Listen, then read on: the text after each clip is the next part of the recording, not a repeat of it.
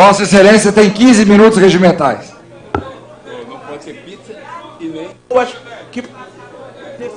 Presidente, só uma questão aí do Elmar, é o seguinte, o senhor vai retroagir nos que o senhor está pulando e não está sendo chamado ou não? Porque no caso do ônibus o senhor retroagiu.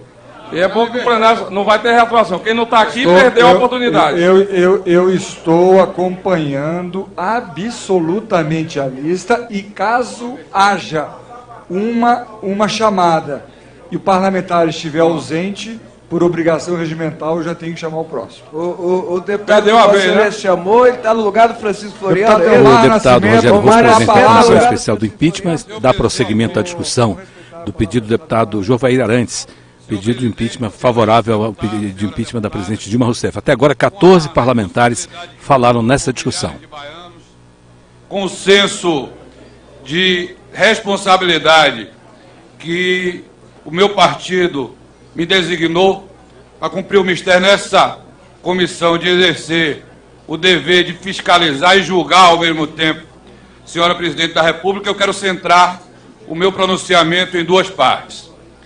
Na primeira parte, o brilhante relatório do deputado Jovair Arantes.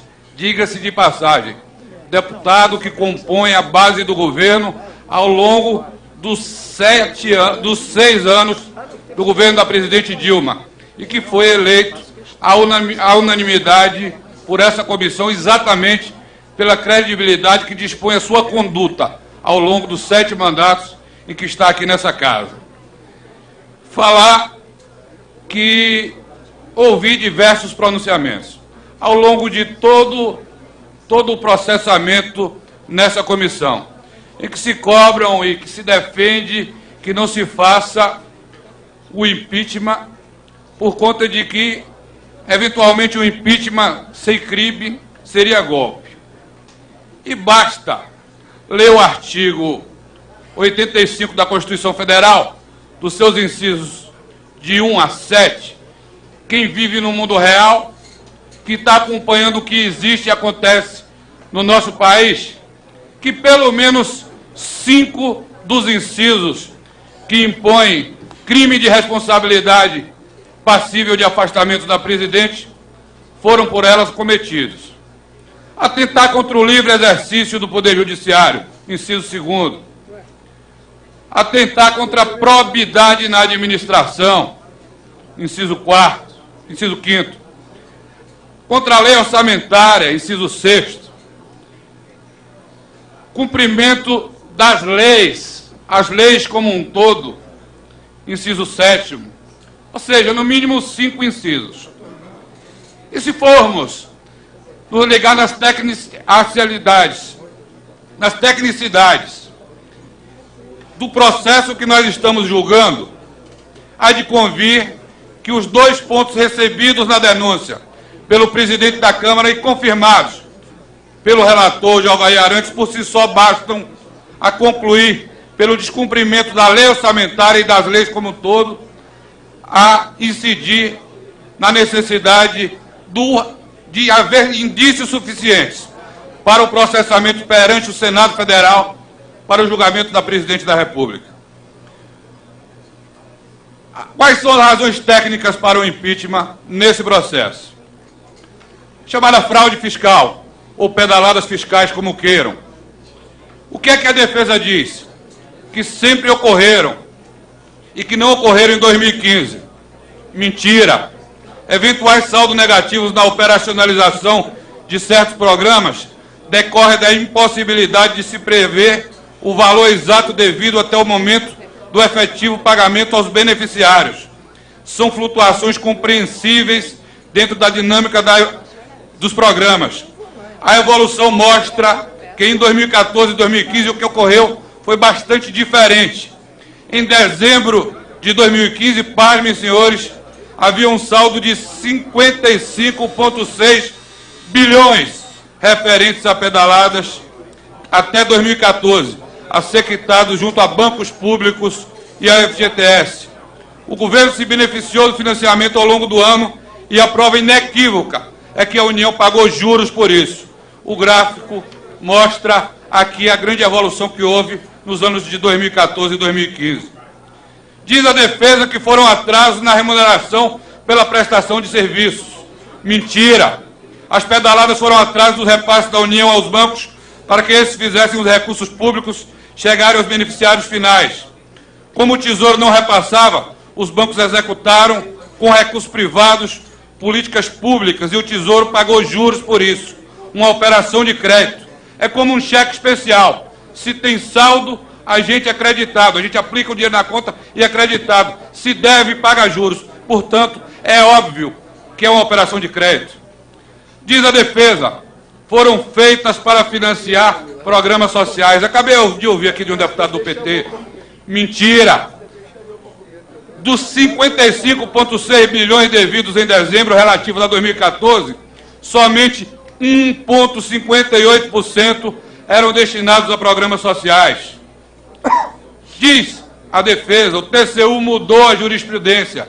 Mentira! O fato de o TCU nunca ter se manifestado pela ilegalidade de eventuais atrasos não significa que os aprovava. A materialidade e relevância dos valores que levou o TCU a abrir o processo e a analisar a conta do governo. Segundo tópico, decretos de abertura de crédito suplementar. Diz a defesa que decretos de suplementação não aumentaram o limite de gasto, logo não impactaram a meta de primário. Ora, senhores, o próprio envio do PLN 5 é prova cabal de que o governo sabia que a meta constante da LDO não estava sendo cumprida, descumprindo a lei de diretrizes orçamentárias. Depois, já em 27 de setembro, é prova que nem a meta do próprio PLN 5 estava sendo cumprida. O governo passou mais de um terço do ano trabalhando em uma meta que não era lei, desrespeitando essa casa e o Congresso Nacional como um todo. A aprovação do PLN 5, segundo a defesa, regularizou a edição dos decretos. Mentira! A Lei de Responsabilidade Fiscal prevê ações preventivas a serem tomadas quando se verifica que a meta não está atingida no seu artigo 9º. A iniciativa privativa do chefe do Poder Executivo em matérias orçamentárias não pode ser usada para inverter a lógica, fazendo a meta se ajustar ao resultado. Alega a defesa que 17 estados da federação tiveram conduta semelhante. É a última mentira. Leis orçamentárias estaduais não possuem redação que condicione a abertura de crédito via decreto à compatibilidade das metas fiscais. Portanto, é de uma clareza absurda o relatório do deputado Jovair Arantes ao configurar indícios mais do que suficientes à abertura do processo de impeachment a ser remetida, a autorização de abertura a ser remetida ao Senado Federal. Na segunda parte, necessário se faz contextualizar a política dos últimos tempos. Contextualizar sobre a crise ética, moral, política e também econômica que o nosso país vive. E aí eu quero, em nome da oposição, apesar de aquele tempo ser deputado estadual e não estar aqui presente na Câmara dos Deputados, fazer uma meia-culpa em nome da oposição. Porque numa democracia verdadeiramente amadurecida, meu caro companheiro deputado Jutaí Magalhães, numa democracia verdadeiramente amadurecida, a tolerância com o crime e com a corrupção tem que ser zero. E lá atrás, se nós da oposição tivéssemos pedido impeachment, como fazia o PT em todas as situações, até inclusive quando não cabia impeachment, se tivéssemos pedido o impeachment do presidente Lula, quando houve a ação penal 470 comprovada pelo Supremo Tribunal Federal, que demonstrou que dinheiro público estava sendo utilizado para comprar apoio parlamentar, talvez nós não estivéssemos chegando a esse julgamento de impeachment que nós estamos aqui a tratar hoje. E essa dívida, nós da oposição, que queríamos a estabilidade, temos com o povo brasileiro, fato que não iremos repetir com a nossa omissão. A oposição errou no mensalão. Eu ouvi aqui vários deputados do PT falar em criminalização do PT. E aí eu quero, meu caro companheiro mais recente, deputado Marcos Rogério, dizer que o PT chegou ao poder dizendo que tinha o monopólio da ética, da honestidade, da verdade. E se lambuzou quando chegou ao poder. E ao se lambuzar, montando uma verdadeira organização criminosa no seio do poder central do Brasil, quer dizer agora que todos são iguais.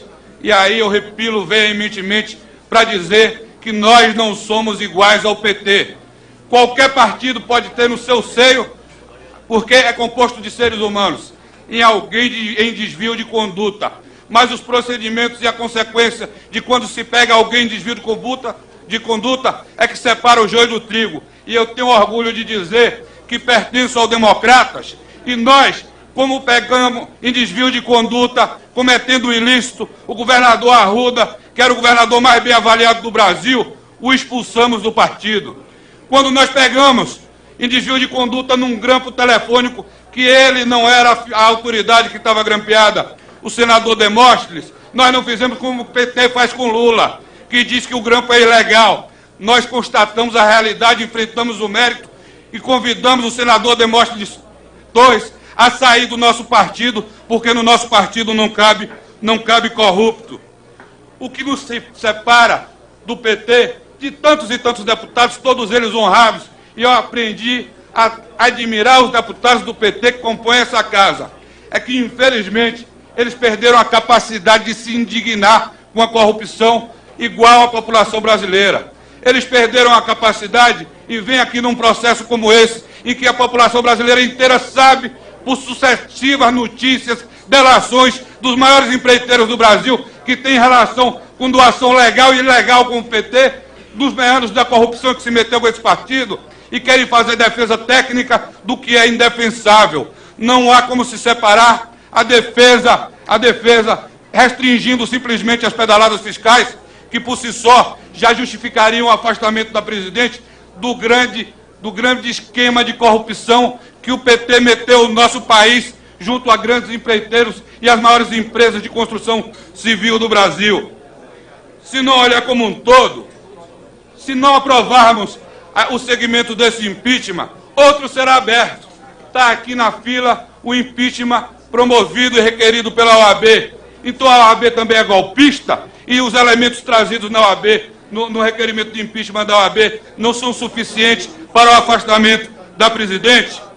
Assisti hoje uma manifestação do Procurador-Geral da República, conduzido e reconduzido pela senhora presidente Dilma Rousseff, o doutor Rodrigo Janot, em que ele dizia que da Suíça, ele disse que o decreto da senhora presidente de nomeação do ex-presidente Lula para a Casa Civil era um ato formalmente perfeito e que não tinha o que se questionar, mas que ao chegar aqui ao Brasil, compulsar os autos, ficou absoluta demonstração do desvio de finalidade do decreto. Ou seja, em outras palavras, senhor presidente, ele constatou, não por parte do ex-presidente Lula, que era apenas o beneficiário, mas por parte da senhora presidente, o cometimento de crime contra o funcionamento da justiça, previsto na nossa Constituição, no artigo 85, parágrafo 2º, a justificar por si só o impedimento,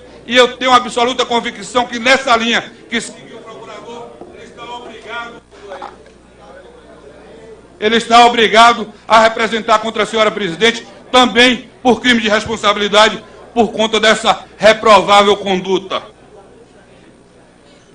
Eu assisti, por fim, logo que veio à luz e esclarecimento para a indignação de todos os brasileiros, assisti à entrevista do presidente Lula, ao grampo da entrevista do presidente Lula, do telefonema do presidente Lula, dizer que é preciso cuidar da República de Curitiba.